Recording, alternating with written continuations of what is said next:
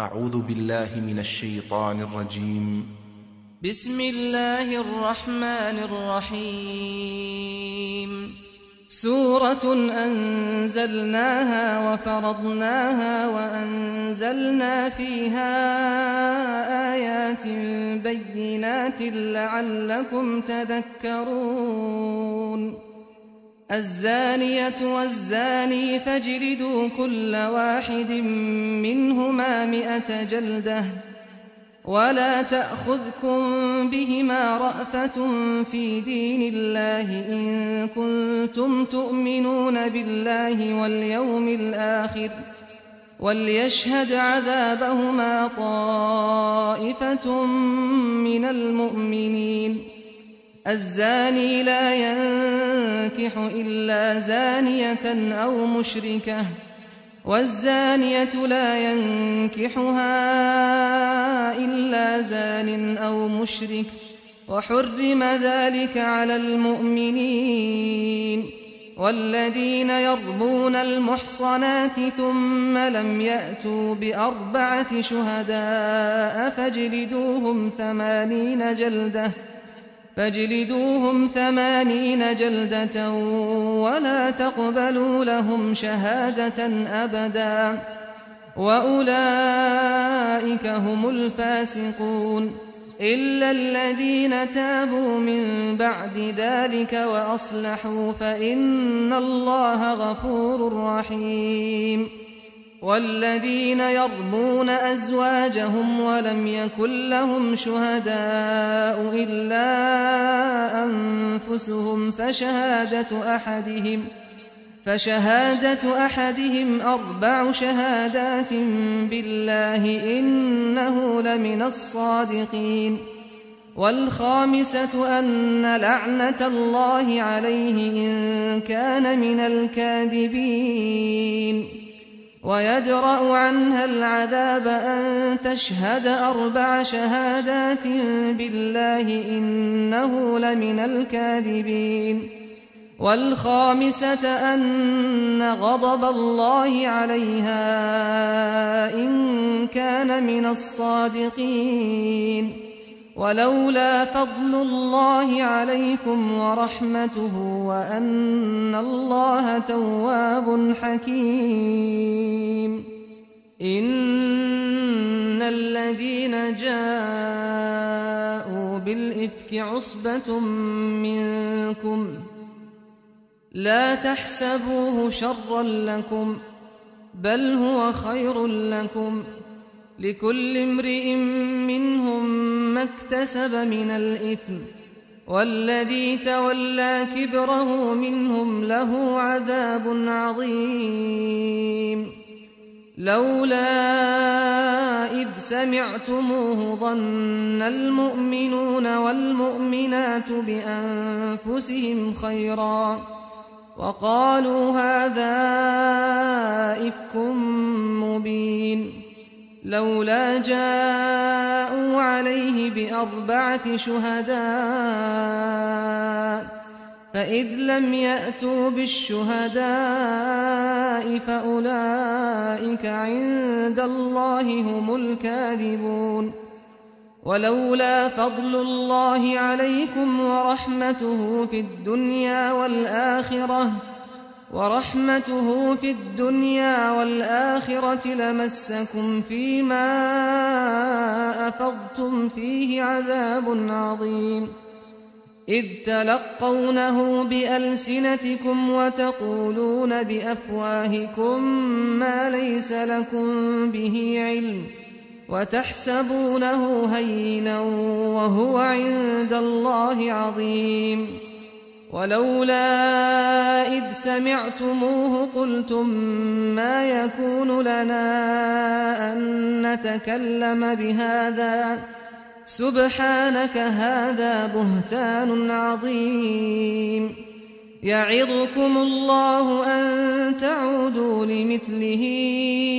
أبدا إن كنتم مؤمنين. ويبين الله لكم الآيات والله عليم حكيم. إن الذين يحبون أن تشيع الفاحشة في الذين آمنوا لهم عذاب أليم في الدنيا والآخرة والله يعلم وأنتم لا تعلمون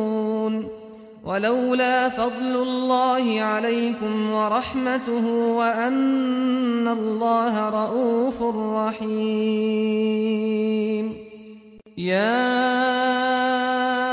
أيها الذين آمنوا لا تتبعوا خطوات الشيطان ومن يتبع خطوات الشيطان فإنه يأمر بالفحشاء والمنكر ولولا فضل الله عليكم ورحمته ما زكى منكم من أحد أبدا ولكن الله يزكي من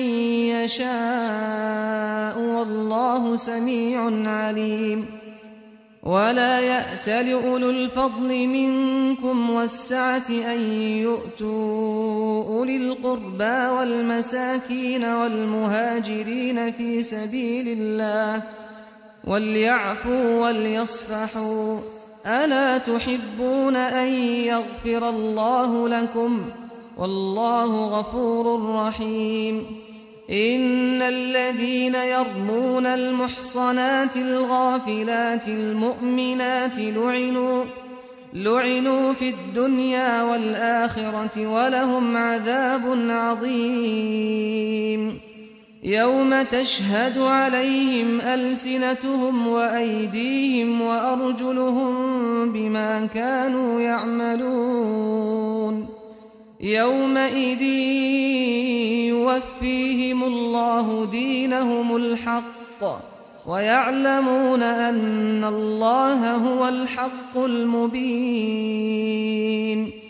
الخبيثات للخبيثين والخبيثون للخبيثات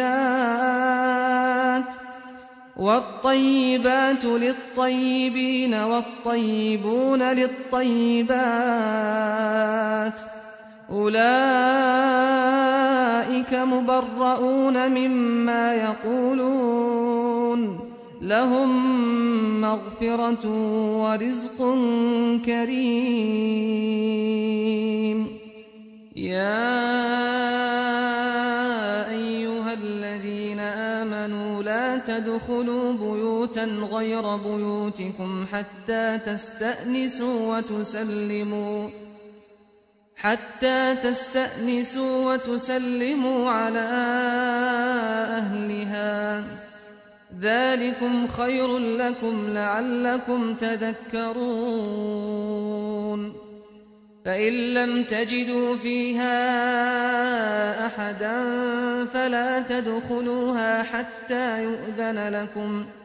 وإن قيل لكم ارجعوا فارجعوا هو أزكى لكم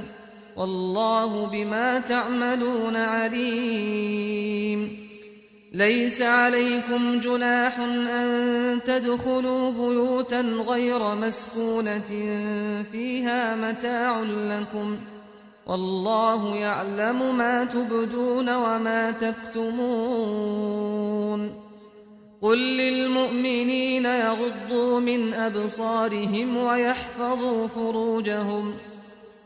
للمؤمنين يغضوا من أبصارهم ويحفظوا فروجهم ذلك أزكى لهم إن الله خبير بما يصنعون وقل للمؤمنات يغضضن من أبصارهن ويحفظن فروجهن ولا يبدين زينتهن إلا ما ظهر منها وليضربن بخمرهن على جيوبهن ولا يبدين زينتهن إلا لبعولتهن أو آباء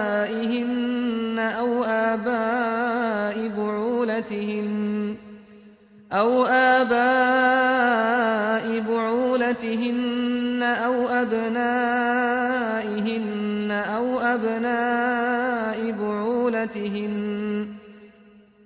أبناء بعولتهن أو إخوانهن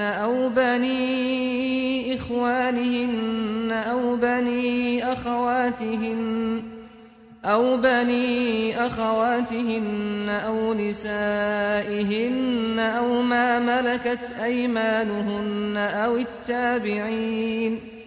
أو التابعين غير أولي الإربة من الرجال أو الطفل الذين لم يظهروا على عورات النساء ولا يضربن بأرجلهن ليعلم ما يخفين من زينتهن وتوبوا إلى الله جميعا أيها المؤمنون لعلكم تفلحون وأنكحوا الأيام منكم والصالحين من عبادكم وإمائكم إن يكونوا فقراء يغنهم الله من فضله والله واسع عليم وليستعفف الذين لا يجدون نكاحا حتى يغنيهم الله من فضله والذين يبتغون الكتاب مما ملكت أيمانكم فكاتبوهم إن علمتم فيهم خيرا وآتوهم مما لله الذي آتاكم ولا تكرهوا فتياتكم على البغاء إن أردنا تحصنا لتبتغوا عرض الحياة الدنيا ومن يكرههن فإن الله من بعد إكراههن غفور رحيم ولقد أنزلنا إليكم آيات مبينات ومثلا من الذين خلوا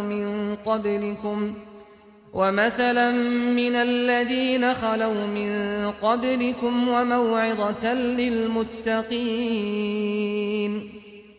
الله نور السماوات والأرض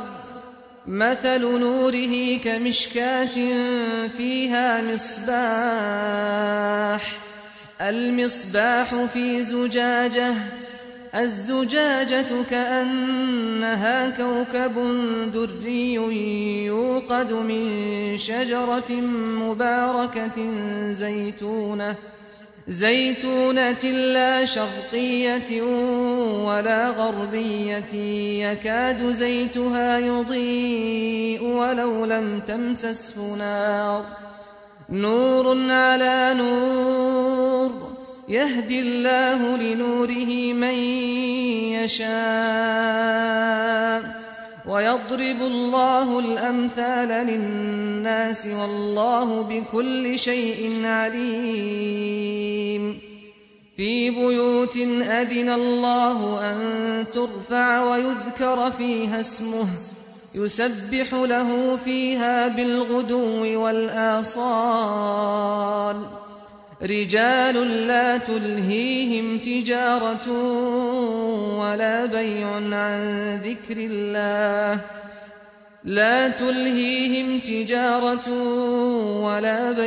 عن ذكر الله وإقام الصلاة وإيتاء الزكاة يخافون يوما تتقلب فيه القلوب والأبصار ليجزيهم الله أحسن ما عملوا ويزيدهم من فضله والله يرزق من يشاء بغير حساب والذين كفروا أعمالهم كسراب بقيعة يحسبه الظمآن ماء حتى إذا جاءه لم يجده شيئا ووجد الله عنده فوفاه حسابه والله سريع الحساب أو كظلمات في بحر لجي يغشاه موج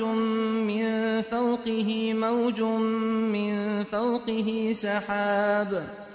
ظلمات بعضها فوق بعض إذا أخرج يده لم يكد يراها ومن لم يجعل الله له نورا فما له من نور ألم تر أن الله يسبح له من في السماوات والأرض والطير صافات كل قد علم صلاته وتسبيحه والله عليم بما يفعلون ولله ملك السماوات والأرض وإلى الله المصير ألم تر أن الله يزجي سحابا ثم يؤلف بينه ثم يجعله ركاما فترى الودق يخرج من خلاله وينزل من السماء من جبال فيها من برد فيصيب به من يشاء ويصرفه عن من يشاء يكاد سنا برقه يذهب بالأبصار يقلب الله الليل والنهار إن في ذلك لعبرة لأولي الأبصار والله خلق كل دابة من ماء فمنهم من يمشي على بطنه ومنهم من يمشي على رجلين ومنهم من يمشي على أربع يخلق الله ما يشاء إن الله على كل شيء قدير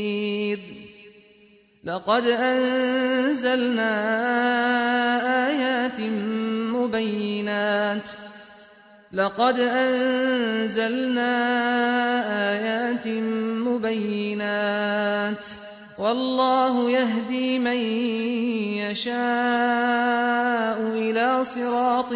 مستقيم ويقولون آمنا بالله وبالرسول وأطعنا ثم يتولى فريق منهم من بعد ذلك وما أولئك بالمؤمنين وإذا دعوا إلى الله ورسوله ليحكم بينهم إذا فريق منهم معرضون وإن يكن لهم الحق يأتوا إليه مذعنين أفي قلوبهم مرض أم ارتابوا أم يخافون أن يحيف الله عليهم ورسوله بل أولئك هم الظالمون إنما كان قول المؤمنين إذا دعوا إلى الله ورسوله ليحكم بينهم أن يقولوا سمعنا وأطعنا وأولئك هم المفلحون ومن يطع الله ورسوله ويخشى الله ويتقه فأولئك هم الفائزون وأقسموا بالله جهد أيمانهم لئن أمرتهم ليخرجن قل لا تقسموا طاعة معروفة إن الله خبير بما تعملون قل أطيعوا الله وأطيعوا الرسول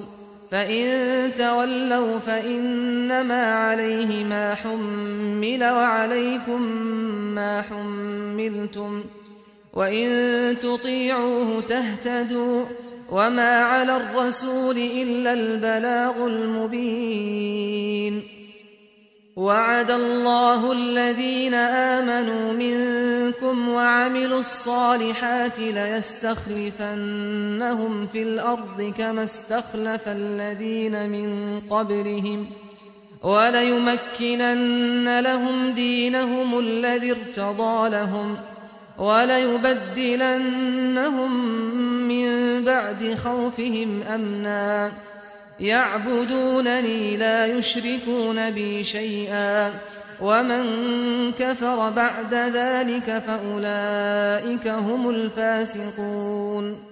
وأقيموا الصلاة وآتوا الزكاة وأطيعوا الرسول لعلكم ترحمون. لا تحسبن الذين كفروا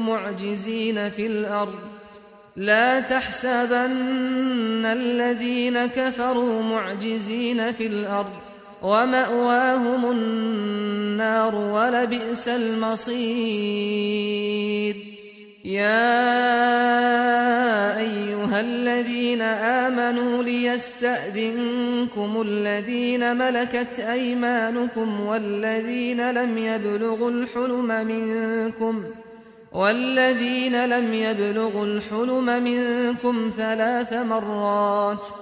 من قبل صلاة الفجر وحين تضعون ثيابكم من الظهيرة ومن بعد صلاة العشاء 3 عورات لكم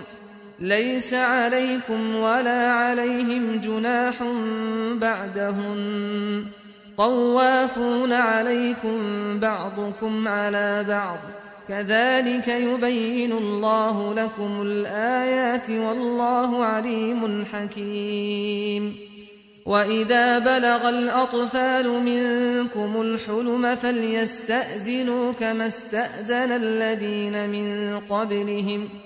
كذلك يبين الله لكم آياته والله عليم حكيم. والقواعد من النساء اللاتي لا يرجون نكاحا فليس عليهن جناح أن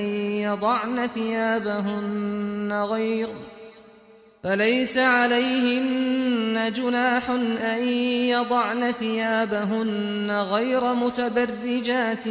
بزينة وأن يستعففن خير لهن والله سميع عليم. ليس على الأعمى حرج ولا على الأعرج حرج ولا على المريض حرج ولا على أنفسكم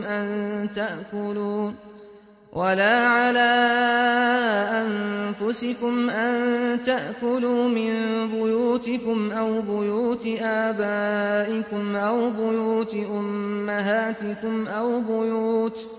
أو بيوت إخوانكم أو بيوت أخواتكم أو بيوت أعمامكم أو بيوت عماتكم أو بيوت أخوالكم أو بيوت خالاتكم أو ما ملكتم مفاتحه أو صديقكم ليس عليكم جناح أن تأكلوا جميعا أو أشتاتا فإذا دخلتم بيوتا فسلموا على أنفسكم تحية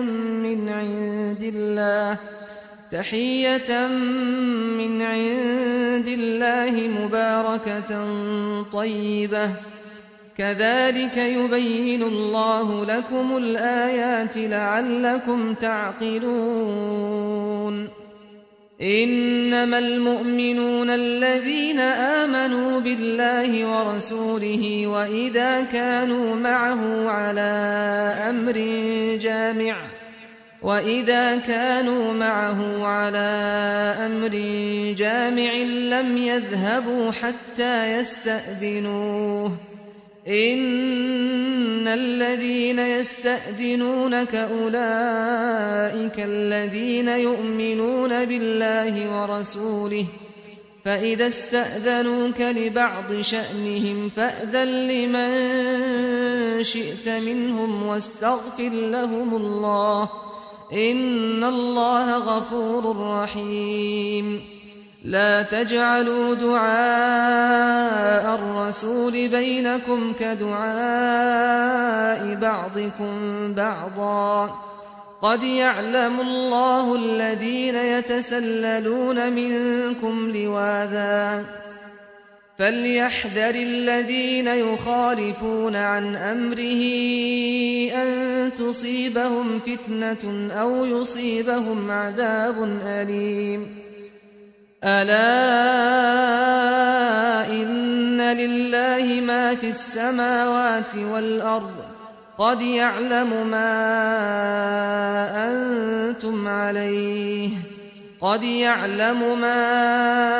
أنتم عليه ويوم يرجعون إليه فينبئهم بما عملوا والله بكل شيء عليم